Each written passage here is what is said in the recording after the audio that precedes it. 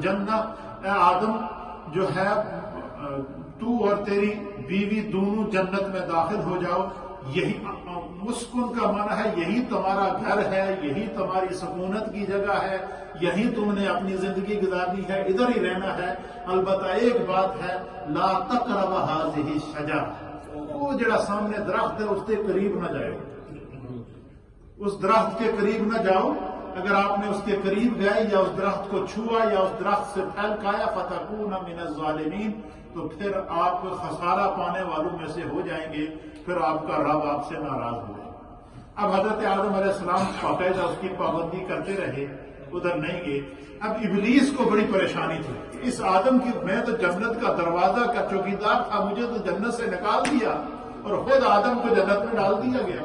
اب میں اس وقت تک اس آدم کو نہیں چھوڑوں گا جب تک ان کو میں اس جنت سے نکال نہ دوں. یہ اس نے ارادہ کر لیا، یہاں سے اس نے سازش کی. اس نے کیا کیا کہ وہ جنت کے دروازے پر پہنچا. اب وہ جو جنت کے دروازے کے جو خازن تھا، جو اس کا جو چابی اس کے ابلیس کے پاس تھی، شیطان کے پاس تھی، اس کی چابیاں بھی اس سے کیا کر دی گئی، لے لی گئی. اب یہ جب دوبارہ جنت کے دروازے پر پہنچا کہ میں کسی طریقے سے جنت میں داخل ہو کر وہاں سے آدم کو، اور اللہ نے یہ جو فرمایا کہ درخت کے پاس نہ جاؤں تو کسی نہ کسی طریقے سے میں درخت کے پاس لے کر جاؤں.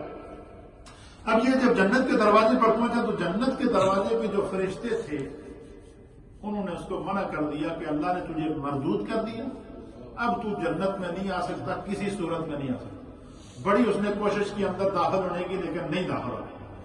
کافی عرصہ باہر گھومتا رہا کہ کسی طریقے سے کوئی اندر جائے، لیکن اندر جانے کی سکیورٹی بڑی سخت لگا رکھی تھی کہ ابلیس اس کے اندر داخل نہیں ہو سکتا.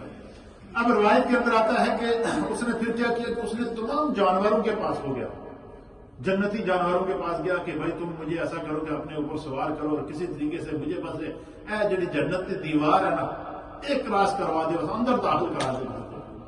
فرمایا حدیث کے اندر آتا نبی پاک نے فرمایا کہ ہر جانور نے انکار کر دیا. کیا کر دیا؟ ہر جانور نے انکار کر دیا کہ بھائی تو خدا نے تجھے مردود کر دیا، ہمارے قریب نہیں آنا، ورنہ اللہ ہمیں بھی مردود کر دے. پھر وہ سانپ کے پاس گیا. کس کے پاس گیا؟ شیطان. سانپ کے پاس گیا تو سانپ کی جب اللہ تعالیٰ نے سانپ کو پیدا کیا مردود ہونے سے پہلے، یہ سانپ کی شیطان کے ساتھ مردود ہوا. سانپ کے پاس گیا، اس نے سانپ کو کہا کہ تو مجھے کسی طریقے سے جو ہے نا اپنے منہ میں رکھ کے جنت میں لے جا. سانپ کی جو حیت تھی نا، اس کے بارے میں حیات الحیوان کے اندر علامہ دمیری رحمۃ اللہ علیہ نے لکھا ہے، اور حدیث کے اندر بھی آتا ہے، نبی پاک صلی اللہ علیہ وسلم نے بھی اس طرح اشارہ فرمایا، اور دیگر محدثین اور مفسرین نے بھی لکھا ہے. علامہ دمیری رحمۃ اللہ علیہ حدیث کا حوالہ دیتے ہوئے اس کو باقاعدہ نقل فرماتے ہیں کہ یہ جو سانپ تھا یہ اونٹ کی طرح اس کا جسم تھا، اس کی 4 ٹانگیں ہوتی تھی.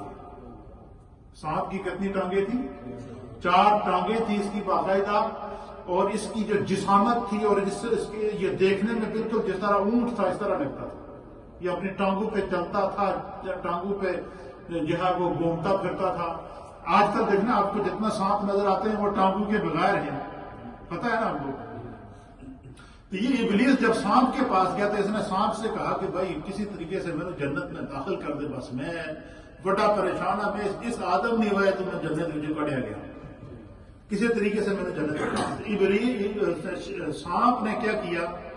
سانپ نے اس کو اپنے منہ کے اندر رکھا اور اس کو لے کر جنت میں داخل ہو گیا، اور اس طریقے سے داخل ہوا جنت کے اندر کہ جو دربان فرشتہ تھا جنت کا اس کو بھی پتہ نہیں چلا،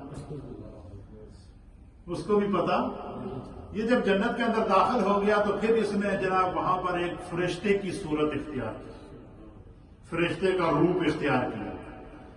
اللہ سے اس نے مہلت تو لی ہوئی تھی کہ میں اس انسان کو بہکاؤں گا. اس نے حضرت آدم علیہ السلام اور حضرت حوا کو جو ہے وہ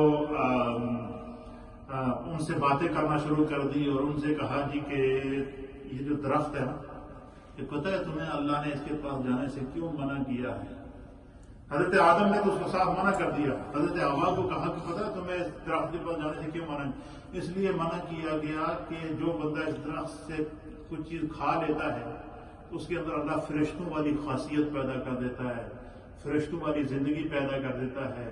ان کو پھر کبھی موت نہیں آئے گی، وہ ہمیشہ زندہ رہیں گے، اور جو ہے وہ اللہ کی تسبیح کرتے رہیں گے اور پھر وہ فرشتوں والی جتنی عادات اور خصلتیں ہیں اس کے اندر آ جائیں گی.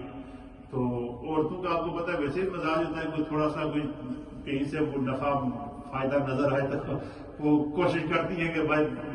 تو انہوں نے جناب یعنی کسی طریقے سے وہ بلا پھسلا کر پھر ان کو درخت کے قریب لے جایا گیا. پھر حضرت آدم علیہ السلام نہیں گئے. پھر حدیث کے اندر آتا ہے کہ حضرت آدم علیہ السلام سے جو بھول ہوئی وہ اس بنا پر ہوئی کہ اس نے فرشتے کے روپ میں آ کر حضرت آدم علیہ السلام کے سامنے اللہ کی قسمیں کھائی کہ خدا کی قسم کر کے میں کہتا جناب کہ تسی درخت دے کول جاؤ تو انہوں کچھ نہیں ہوئے گا.